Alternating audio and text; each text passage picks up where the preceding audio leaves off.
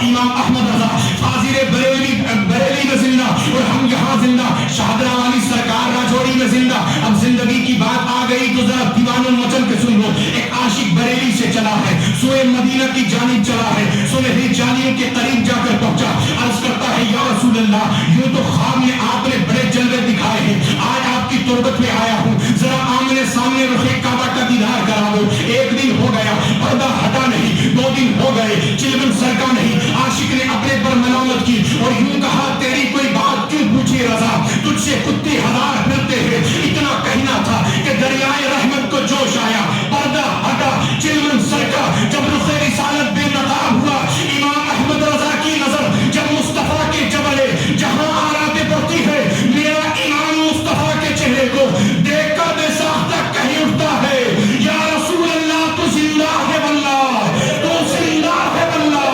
میری چشم عالم سے چھپ جانے والے، میری چشم عالم سے چھپ جانے والے بریلی کا تاجدار جب مدینے کو پہنچا، نبی پاک کے روزے کے جانب قریب جا کر کہتا ہے یا رسول اللہ یوں تو بریلی میں رہتا ہوں لیکن دل تو میرا مدینے میں آپ کے قدموں میں رہتا ہے۔ تو رسول اللہ اب پھر اس عشق کا مقام اعلیٰ حضرت کو باہر نکل گیا کہ جب اعلیٰ حضرت کا وصال ہوا، خلفاء سے کہا، مریدوں سے کہا میری قبر اتنی گہری رکھنا کہ جس میں میں مکمل کھڑا ہو سکوں۔ مریدوں نے کہا حضرت قبر اتنی ہوتی ہے جس میں بیٹھ سکوں، اتنی گہری کہ جس میں کھڑے ہو سکوں۔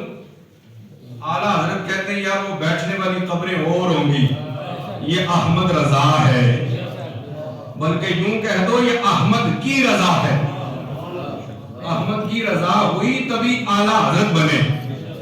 یوں تو چھوٹے حضرت بہت ہیں لیکن اعلیٰ حضرت کوئی ہوتا ہے۔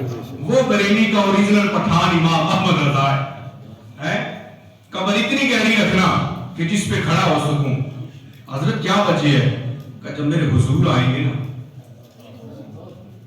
جن کا نام دنیا میں لیتا رہا ہوں، جن کے گن دنیا میں گاتا رہا ہوں، جب حضور آئیں گے نا تو احمد رضا کیا بیٹھا رہے گا، قبر میں اٹھ کے استقبال کرے گا،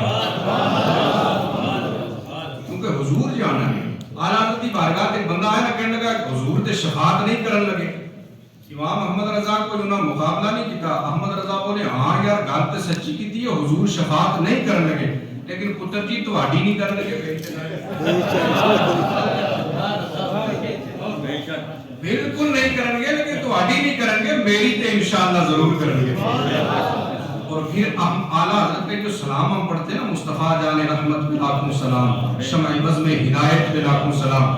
آپ دیکھیں کہ اعلیٰ حضرت کو 100 سال سے زیادہ ہو گیا دنیا سے تشریف لے گئے ہوئے، آج 100 سال کے بعد ہم یہ سلام اس مسجد میں جب کھڑے ہو کر پڑھتے ہیں تو کتنا لطف آتا ہے۔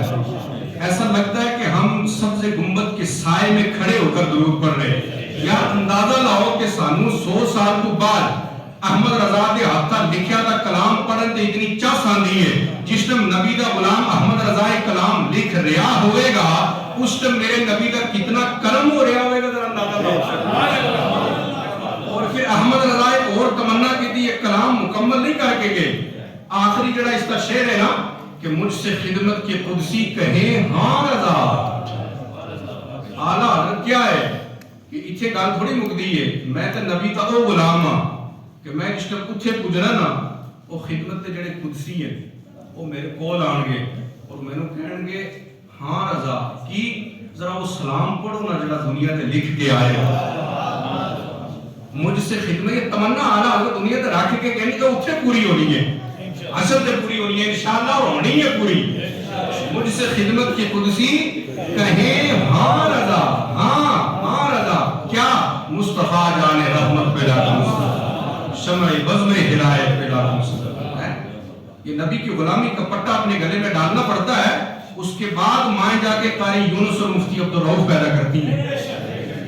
تو اس کے سوچ دیو کہ یہ جے بزرگ ہوں پیدا ہو جاندے ہیں، یہ بڑیاں محنت کرنی پڑتی ہیں کہ خالی مدرسے تے جا کے واپس آنا اور گل ہے، 15 سال بھوکے پیاسے رہ کے ایک گھٹنے رگڑ کے پڑھنا جناب یہ اور گل ہے، اور پھر پڑھ کے اس تے عمل کرنا یہ پھر اور گل ہے، اور پھر ایڈا مناظر دے ایڈا بزرگ نبی دے کرم تو بغیر نہیں بن سکتا بندہ۔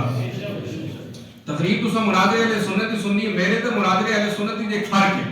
اگر تو قوت میں میاں صاحب کی بولی تو سمجھاتے ہیں کتھے میرے جیسا نکمہ اور کتھے اے ہستیاں. انہاں دی شان ہی برابر برا. میری تے انہاں دی گل سونے تے پیتل لیتا ہے. او میاں صاحب فرما گئے سونے نل نہ پیتل رلدا, سونے نل نہ پیتل رلدا, تے سرم نال نہ کولے, وہ کام دی کی قدر محمد, وہ جتھے بلبل سونیوں بولے, وہ کام دی کی قدر محمد, وہ جتھے بلبل سونیوں بولے.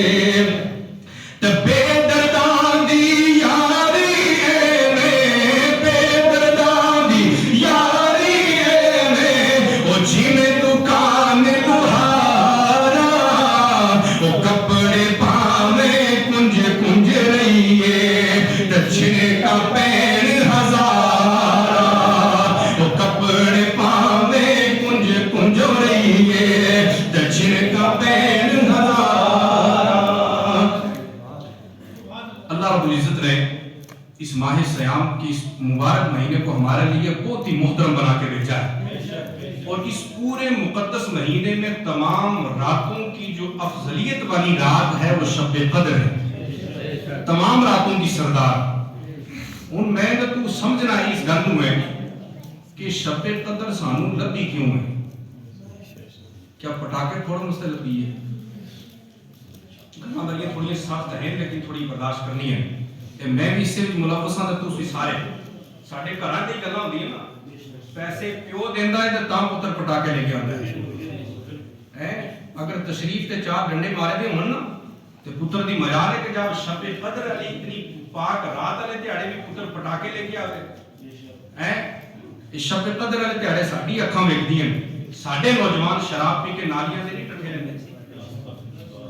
یہ ساڈی اکھاں نہیں ویکھدیاں, کیا تہاڈی اکھاں نہیں ویکھدیاں کہ شب قدر سانوں کس واسطے لبی سی کہ اساں سگریٹاں دا چرس بھر کے جناب تے نالیاں دے کنارے بیٹھ کے پینیاں دے گھر مار ہو رہی ہے, پیو پریشان ہے. یہ شب قدر اس واسطے نہیں لبی. اس شب قدر کیوں لبی؟ نبی پاک صلی اللہ علیہ وسلم تشریف فرما سے بیٹھے بیٹھے بچہ بیٹھو. شب قدر کیوں لبی ہے کہ نبی پاک صلی اللہ علیہ وسلم تشریف فرما سے محفل تے صحابہ کرام بھی بیٹھے ہیں. مطلب جس محفل تے قاری یونس صاحب ہون, مفتی عبدالرؤف صاحب ہون, میرے جا نکما کمینہ انسان ہوئے, وہ محفل بڑی پاک ہو جاندی ہے. جس محفل تے امام الانبیاء ہون, جس محفل تے نبی دے پاک صحابہ ہون, اور واز کرن والے امام الانبیاء اور سنن والے غلام انبیاء, یہ اندازہ لا سکتے ہو کتنی نورانی محفل ہونی ہے. سرکار عبادت تے تعلق نال صحابہ نو چند گلاں دس رہے سن. گلاں کرتے کرتے ذکر آ گیا کہ بنی اسرائیل تے شخص ہوندا سی جس کا نام غالباً مفتی صاحب شمعون سی. ہاں شمعون سی. میں آج تیاری پڑھ رہا سی کسی کتاب تے. شمعون سرکار فرماندے کہ وہ 1000 راتاں دے تیاری تے لڑدا سی نہ دے سر اپنا, اور رات جس ٹائم آندی سی نا تے ساری رات سجدے تے گزار چھوڑدا سی. ساری رات 1000 راتاں انہوں لبیاں.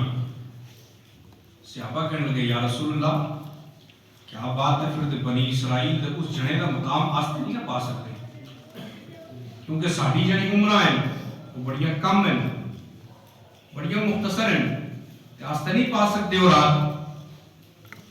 تو صحابہ نبی پاک دی بارگاہ دی عرض کر ہی رہے سن, اور پھر ایک مرتبہ سرکار نبی پاک صلی اللہ علیہ وسلم تشریف فرما خود دل تے خیال آیا کہ مولا پہلے نبیوں دی امت دی عمرہ جڑیاں کافی طویل ہوندیاں سن, کافی طویل, کسی بھی 100 سال ہے, 200 سال ہے, 300 سال ہے, 400 سال, 500 سال, 600 سال. مولا میرے جڑے غلام ہوں گے میرے امتی, عمرہ تے بڑی گھٹ ہے, عبادت کا تو مقابلہ ہی نہیں ہو سکتا, کیونکہ وقت ہی نہیں ملیا عبادت کدوں کرن گے. زندگی دے جڑے 50-60 سال ملے اس کی سینا بھی ہے, کاروبار بھی کرنا, سارا کچھ ہے, عبادت کا ٹائم نہیں ہے.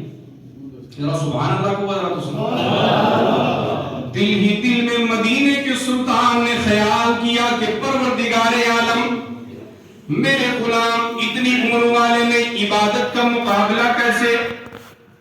دل میں اداسی ہوئی, رب کائنات نے حضرت جبریل کو بھیجا. اتنی ٹھنڈی سبحان اللہ نہیں، گھر کیا کو سبحان اللہ. جبریل کو بھیجا، جبریل جاؤ میرے سونے محبوب سے کہہ دو فکر مند ہونے کی ضرورت نہیں، ٹینشن لینے کی ضرورت نہیں. مانا کہ پہلے نبیوں کی عمریں 100 سال 200 سال 400 500 سال، لیکن جا محبوب میں تیری امت کو کیسی رات عطا کرنے والا ہوں، ایسی رات عطا کرنے والا ہوں کہ اس رات میں کوئی تیرا چاہنے والا، تجھ سے محبت کرنے والا، پیار کرنے والا، رات کو نماز ادا کر کے میری بارگاہ میں مسجد میں آ کر 2 سجدے میں